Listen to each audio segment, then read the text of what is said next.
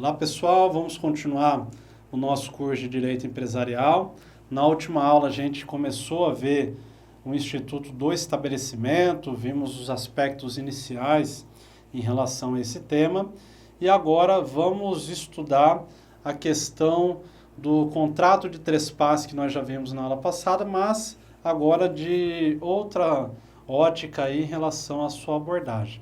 Vamos falar inicialmente aqui dos artigos 1144 e dos artigos 1145 do Código Civil, da produção de efeitos desse contrato de trespasse. O que precisa ser feito para que um contrato de trespasse possa produzir efeitos? O artigo 1144 vai dizer que esse contrato de trespasse, para produzir efeitos perante terceiros, ou seja, perante pessoas que não fazem parte ali da atividade empresária, não é o empresário, ou se for uma sociedade empresária, não são sócios. Então, para esse contrato produzir efeitos perante terceiros, ele deve ser averbado à margem da inscrição do empresário ou da sociedade empresária no registro público de empresas mercantis e depois publicado na imprensa oficial. Então, basicamente é isso que vai assegurar o artigo 1144.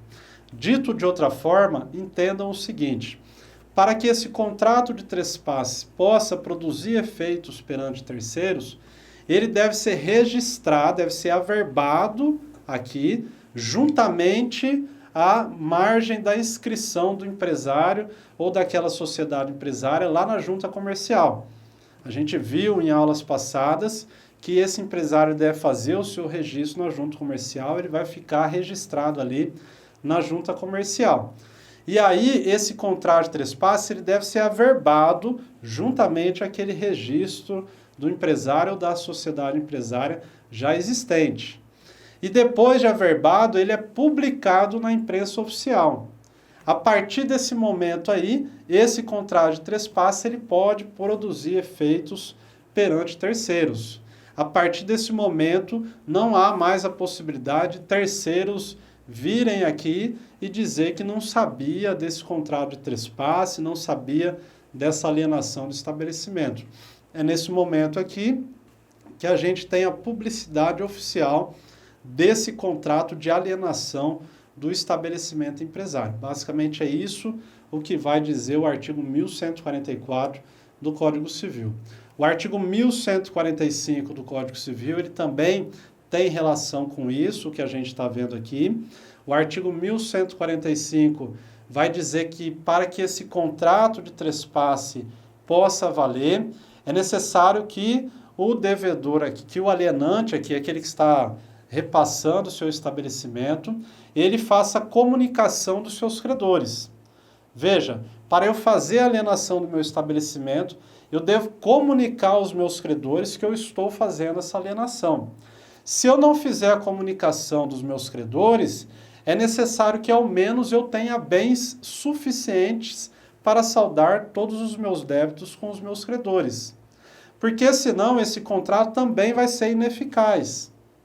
Assim, nos termos do artigo 1144 e do artigo 1145, o alienante que não averba esse contrato de trespasse na margem ali da inscrição do empresário da sociedade empresária e depois publica na imprensa oficial, esse contrato de trespasse, se não observar esse procedimento aqui, ele é considerado ineficaz. E aí é possível que depois, caso não seja observado esse procedimento do 1144 e do 1145, que essa alienação aí seja tornada ineficaz, seja nula, ou seja, não produza efeitos nenhum. É possível que a alienação seja desfeita.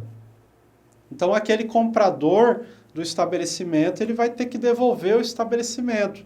Por quê? Porque o alienante não averbou lá na margem da inscrição do empresário da sociedade empresária e não publicou de forma oficial na imprensa. É preciso fazer isso daí, senão a gente tem a ineficácia desse contrato de estabelecimento. E também, nos termos do artigo 1145, é preciso que ele notifique os seus credores. Além dele fazer a averbação e de publicar na imprensa oficial, ele deve notificar os seus credores ali de que ele fez essa alienação. Senão essa alienação também vai se tornar ineficaz. E aí, essa notificação ela deve ser feita com 30 dias de antecedência. Acompanhe comigo a redação aí do artigo 1145. Se ao alienante não restarem bens suficientes para solver o seu passivo, a eficácia da alienação do estabelecimento depende do pagamento de todos os credores ou do consentimento destes, de modo expresso ou tácito, em 30 dias a partir da sua notificação. Então, pessoal, entenda o seguinte: o alienante que quer alienar o seu estabelecimento, ele deve comunicar todos os seus credores, deve notificar os seus credores. E essa notificação ela deve ser feita com antecedência de 30 dias. Né? A gente tem a notificação dos credores e durante 30 dias tem-se uma janela ali onde os credores podem impugnar a alienação desse estabelecimento. Depois de passados 30 dias, a gente tem a notificação consumada desses respectivos credores. Imaginem que ninguém se manifeste. Então, teve o consentimento tácito dos credores. Ou imaginem que os credores se manifestem dizendo que aceita. A gente teve a notificação consumada e a aceitação de forma expressa por parte dos credores. Aí a gente tem a perfeição no ato de alienação do estabelecimento. Ele não vai ser considerado ineficaz se os credores anuíram com essa alienação, seja de forma tácita, após decorrido 30 dias, sem ninguém se manifestar, ou mesmo de forma expressa aí durante esses 30 dias. E o próprio artigo 1145 vai trazer uma espécie de uma exceção, onde ele afasta essa exigência de notificação no caso do alienante deixar bens suficientes para solver o seu passivo, para quitar suas dívidas. Então vamos imaginar que ele alienou o seu estabelecimento, mas ele tem lá ainda bens suficientes para pagar todos os seus credores.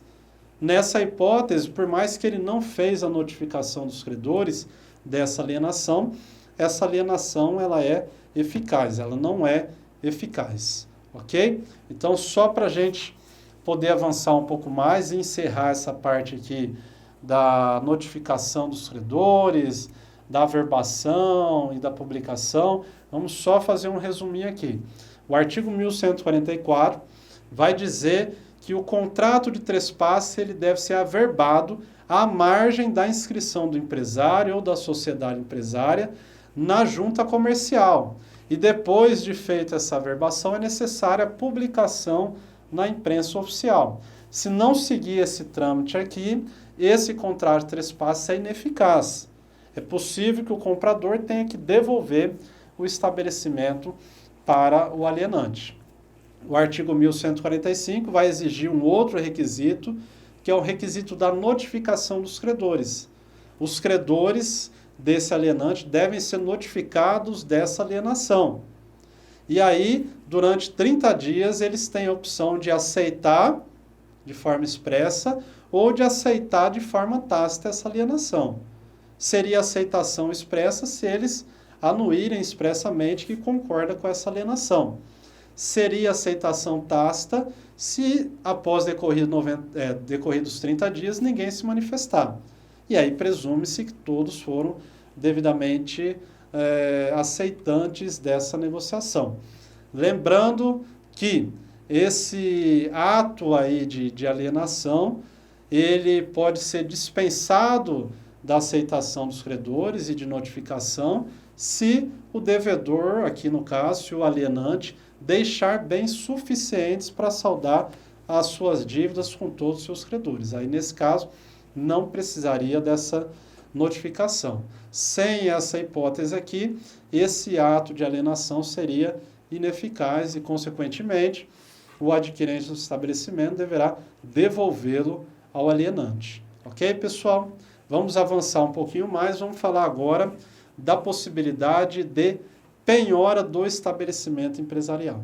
Existia uma grande divergência em relação à possibilidade de penhora ou não do estabelecimento empresarial. Até que há alguns anos atrás, o STJ veio e editou um verbete de súmula de número 451, onde ele assegurou nessa súmula a possibilidade da penhora de um estabelecimento empresarial. Vamos imaginar que um empresário, uma sociedade empresária, venha contrair dívidas, não pague suas dívidas, e aí esses credores entram lá com uma ação de execução dessas dívidas.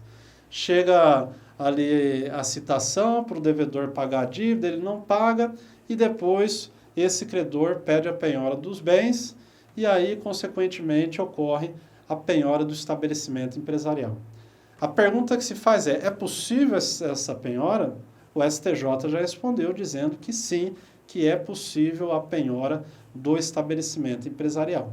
Evidentemente que essa previsão ela não é absoluta, é preciso analisar o caso concreto, de maneira que a gente tem o próprio STJ dizendo que a penhora de um estabelecimento empresarial deve observar se esse estabelecimento é essencial para a atividade empresarial. Se o estabelecimento for essencial para a atividade empresarial, não será possível a penhora. Assim como não será possível a penhora desse estabelecimento empresarial, também, se o devedor usar esse estabelecimento como domicílio, como residência. Ali a gente tem uma hipótese de um bem de família que também é impenhorável, e não poderia ser penhorado esse estabelecimento. Não poderá ser penhorado esse estabelecimento se o devedor tiver outros bens passíveis de penhora, que tem preferência aí na ordem de penhora, certo? Então a gente tem que interpretar essa súmula de número 451 do STJ de maneira bem flexível. É possível a penhora do estabelecimento empresarial, desde que não seja ele essencial à atividade empresarial. Imagine um estabelecimento que é essencial para a atividade empresarial e ele venha a ser penhorado. Ali você tem a morte do empresário, você tem a morte da sociedade empresária, você tem a morte da atividade empresária. Então, o princípio aqui de penhora deve ser confrontado com o princípio da continuidade da empresa, da preservação da empresa, o que é o mais essencial aí, a preservação dos empregos, etc, etc. Então, até pode ser penhorado o estabelecimento, desde que ele não seja essencial para a atividade empresária, desde que o devedor não tenha outros bens, tá? Porque se ele tiver outros bens, vai penhorar os outros bens que tenham preferência, e desde que esse estabelecimento também não seja usado para a residência da família, ok? Isso é o que a gente tinha para falar de penhora de estabelecimento empresarial. Vamos um pouquinho mais à frente agora, ainda falando de estabelecimento, vamos falar de um tópico chamado cláusula de não restabelecimento. A cláusula de não restabelecimento é um tópico importante que a gente vai passar a comentar aqui, e aí eu quero que vocês acompanhem comigo no nosso material. A gente vai pegar aqui no nosso material, outros temas a gente já falou, vamos falar aqui do artigo 1147 do Código Civil. O artigo 1147 do Código Civil, ele traz a chamada cláusula de não restabelecimento. Aí eu quero que vocês acompanhem comigo a redação aí, no material, que diz o seguinte, ó: não havendo autorização expressa, o alienante do estabelecimento não pode fazer concorrência ao adquirente nos 5 anos subsequentes à transferência. Parágrafo único. No caso de arrendamento ou usufruto do estabelecimento, a proibição prevista nesse artigo persistirá durante o prazo do contrato. Então, pessoal, o artigo 1145, ele traz a chamada cláusula de não restabelecimento. O que quer dizer esse artigo 1145? Ele quer dizer que aquele alienante de um estabelecimento empresarial, ele não pode fazer concorrência com o adquirente no mesmo ramo da atividade empresarial daquele adquirente que está adquirindo o seu estabelecimento empresarial. Se, evidentemente, a gente já viu que o contrato de trespasse é um contrato particular, é um acordo interpartes, e ali pode ser previsto o que eles quiserem, por regra, mas se nesse contrato de trespasse não prevê expressamente qual vai ser esse tempo aí em que não pode haver essa concorrência, o artigo 1147 ele diz que o prazo será de 5 anos. Tá? Então ele vai dizer, não havendo autorização expressa, ou seja, não havendo acordo entre as partes, o tempo em que o alienante não poderá exercer concorrência com o adquirente do seu estabelecimento é de 5 anos. Evidentemente que no mesmo ramo de atividade. Então imagine o seguinte exemplo, vamos imaginar que eu tinha uma loja de autopeças, e aí eu faço esse contrato de trespasse com o adquirente, alieno esse estabelecimento, vendo. Durante 5 anos eu não posso exercer uma atividade empresarial de comercialização de autopeças. Eu não posso abrir outra empresa de autopeças. Eu não posso vender essa que eu tinha aqui, estabelecimento, e abrir uma nova também no ramo de autopeças. Durante 5 anos. A não ser que a gente preveja isso no contrato de trespasse e estabeleça um prazo diferenciado. Aí eu posso afastar esse prazo de regra de 5 anos. Então, por exemplo, posso no meu contrato de trespasse prever, durante 2 anos eu não posso fazer a atividade empresarial no mesmo ramo que o seu. Aí, esses 5 anos ele fica afastado e prevalece aqui essa disposição contratual. Existia uma discussão que foi, de certa maneira, pacificada, se esse prazo de 5 anos poderia ser maior. Ou seja, ao eu celebrar o contrato de trespasse, eu poderia prever um prazo maior de 5 anos de não concorrência. E aí a gente tem também, de forma pacificada hoje em dia, que é possível. É possível estabelecer um prazo também acima de 5 anos para não haver essa concorrência aqui. O que é proibido é a cláusula de não concorrência por tempo indeterminado. Eu não posso prever no contrato, por exemplo, que não existe um prazo ali previsto, ou seja, a ad eterna impossibilidade de haver a concorrência por parte do alienante. Aí não pode. Então, tempo indeterminado não pode ser utilizado aqui num contrato de trespasse em relação à cláusula de não restabelecimento. Se não haver previsão, vai ser 5 anos. E, em havendo previsão, é possível o prazo ser menor, ser maior. O que não pode é um prazo indeterminado. Ok, pessoal? Um outro tópico agora, a gente vai falar da subrogação nos contratos. O que ocorre quando eu alieno um estabelecimento, quando eu faço um contrato de trespasse, com os contratos que essa empresa tinha já firmado na praça? O que ocorrerão com esses contratos que anteriormente foram firmados? Imagina os contratos com os fornecedores de fornecimento de serviço, de mercadoria. Quando eu vendo esse estabelecimento, o que acontece com esses contratos? Eles são rompidos, são desfeitos, e quem vai responder isso para a gente é o artigo 1148. O artigo 1148 vai dizer que, por regra, ocorrerá a subrogação do adquirente nesses contratos que havia o alienante celebrado. Quando a gente fala em subrogação, ele entra no lugar do alienante. Ele substitui o alienante nesses contratos, de modo que os contratos continuam produzindo efeitos normalmente. Essa é a regra, a não ser que seja contratos de natureza pessoal, aqueles contratos personalíssimos que dependem mesmo ali do alienante. Então, por exemplo, a gente tem um contrato de locação que a própria lei de locação também afasta essa regrinha. A lei de locação vai dizer que numa eventual alienação do estabelecimento, o locador daquele estabelecimento ele não é obrigado a alugar o seu imóvel para esse novo proprietário aqui, para esse adquirente. Então, o proprietário do imóvel ele não está vinculado a esse contrato de trespasse. A lei de locação prevê isso daí. Então, é um exemplo de um contrato que não ficaria subrogado na figura do adquirente em relação ao alienante. O locador ele tem todo o direito ali de rescindir esse contrato. Agora, se ele quiser permanecer ali com o seu imóvel alugado ainda para esse estabelecimento empresarial, mas para esse novo proprietário, esse adquirente, ele pode também, mas ele tem a liberdade de decidir contrariamente.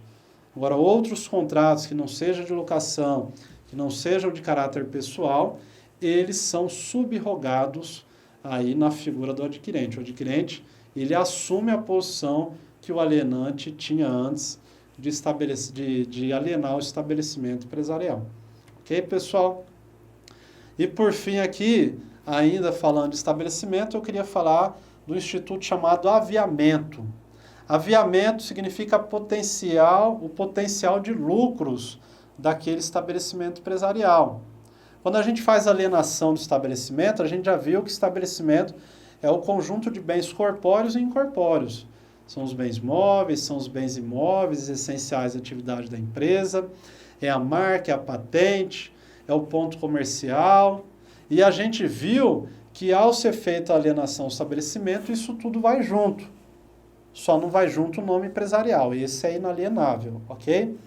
E vai junto também, nessa alienação, o chamado aviamento, a potencial de lucratividade. Ou seja, o alienante, ao alienar o seu estabelecimento, ele pode incorporar no preço final do estabelecimento esse aviamento, esse potencial de lucros. Então ele diz lá, ó, esse meu estabelecimento já tem uma clientela formada, ele dá de lucro tantos por mês e tem previsão disso ser aumentado, ele pode incorporar esse ativo aqui também na venda do estabelecimento. Isso daí chama aviamento. Ok, pessoal? No próximo vídeo a gente vai falar de ponto comercial para a gente fechar o estudo de estabelecimento empresarial. E aí, em relação ao ponto comercial, a gente vai ver como que funciona a venda desse ponto aí. Enfim, tem algumas regrinhas específicas, sobretudo na lei de locações. Era isso que eu tinha para falar para vocês hoje e aguardo todos no próximo encontro. Obrigado.